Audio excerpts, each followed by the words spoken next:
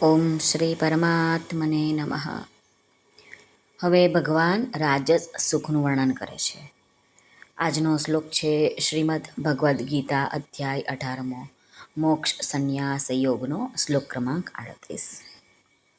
શ્રી ભગવાન ઉવાચ વિષયેન્દ્રિય સંયોગાત યત્તદગ્રે મૃતોપમં પરિણામે વિષમિવ તત્સુખમ રાજસં સ્મૃતમ.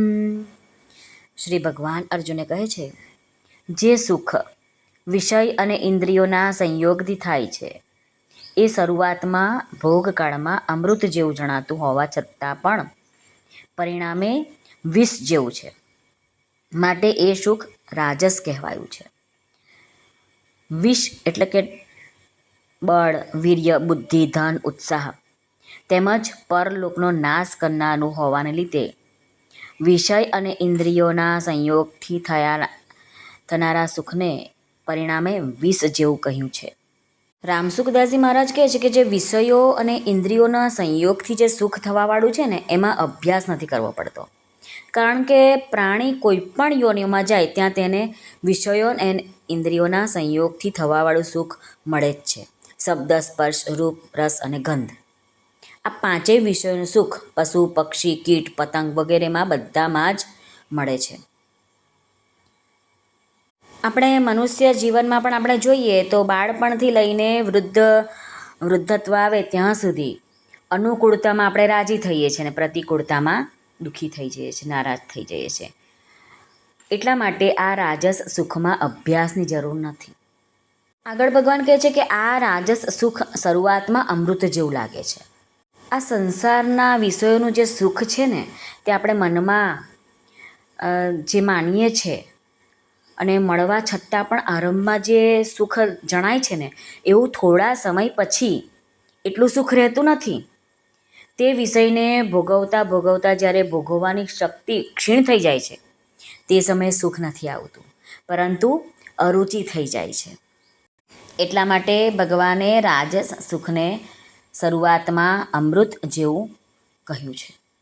આગળ ભગવાન કહે છે કે રાજસ પુરુષો સ્વર્ગના ભોગોનું સુખ સાંભળે છે તો તેઓને બહુ સુખ પ્રિય લાગે છે. તેમને માટે લલચાઈ ઉઠે છે કે સ્વર્ગના સુખ દૂરથી સાંભળીને જ આટલા પ્રિય લાગે છે, પરંતુ સ્વર્ગમાં જઈને સુખ ભોગવવાથી કેટલું સુખ મળશે આમ વિચારે છે, પણ એટલું સુખ મળતું નથી, એટલું પ્રિય પણ લાગતું નથી. પરિણામે વિષમીવ એટલે આરંભમાં વિષયો બહુ સુંદર લાગે, તેમાં બહુ સુખ દેખાય, પરંતુ તેમને ભોગવતા ભોગવતા જ્યારે પરિણામમાં તે સુખ જતું રહે છે અને અરુચિ થઈ જાય છે ત્યારે એ જ સુખ ઝેર જેવું દેખાય છે, ઝેર જેવું લાગે છે. રામસુખદાસજી મહારાજ કહે છે કે આ સંસારમાં જેટલા પણ પ્રાણીઓ છે, જેટલા પણ યોનિઓ છે, 84 લાખ યોનિઓ છે, અને એ બધાય નરકોમાં જ પડ્યા છે. તેનું કારણ એ જ છે કે તેઓ એ વિષયનો ભોગ કર્યો છે, તેનાથી સુખ લીધું છે, એનાથી જ તેઓ કેદ થયા છે, નરક વગેરે યાતના ભોગવી રહ્યા છે.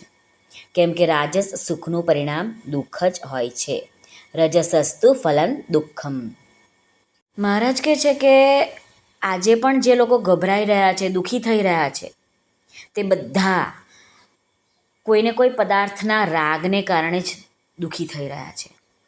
જે પૈસાવાળો માણસ હશે તેની જ્યારે નિર્ધનતા આવી જશે ત્યારે એને જેટલું દુઃખ અને સંતાપ થશે એટલા દુઃખ અને સંતાપ જે પહેલેથી ગરીબ છે એને નહીં થાય. કેમ કે ધનિકે રાજસ સુખ ભોગવ્યું છે, તેના અંતરમાં સુખના સંસ્કાર પડ્યા છે, એટલા માટે તેને ધનના અભાવનું દુઃખ વધારે છે. આગળ મહારાજ કહે છે કે જે મનુષ્યને જાત જાતની ભોજન સામગ્રી ખાવાની ટેવ પડી ગઈ હોય છે, તો એમાં કોઈક દિવસે જો ભોજનમાં કંઈક ઘટતું હોય તો તરત જ એમને દુઃખ લાગી જાય છે, ગુસ્સો આવી જાય છે. કહે છે કે આજે ચટણી નથી ભોજનમાં, ખટાશ નથી, મીઠાશ નથી, આજે તો કઠોળ નથી બનાવ્યું, આ રીતે નથીનું લાંબુ લિસ્ટ હોય છે. પરંતુ સાધારણ માણસ, ગરીબ માણસ બિચારો બાજરીનો સૂકો રોટલો અને મરચું ખાઈને પણ મોજ કરે છે.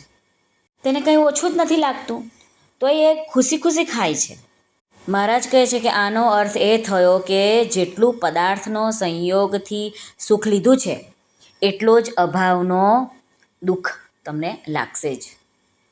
આગળ મહારાજ કહે છે કે મનુષ્ય રાજસ સુખનું ફળ દુઃખ પામ્યો છે, પરંતુ રાગને કારણે તે સંયોગની તરફ ફરીથી લલચાઈ જાય છે કે મને આ સુખ મળે તો સારું, હું આટલી મહેનત કરીશ તો મને આ ફરી સુખ મળશે.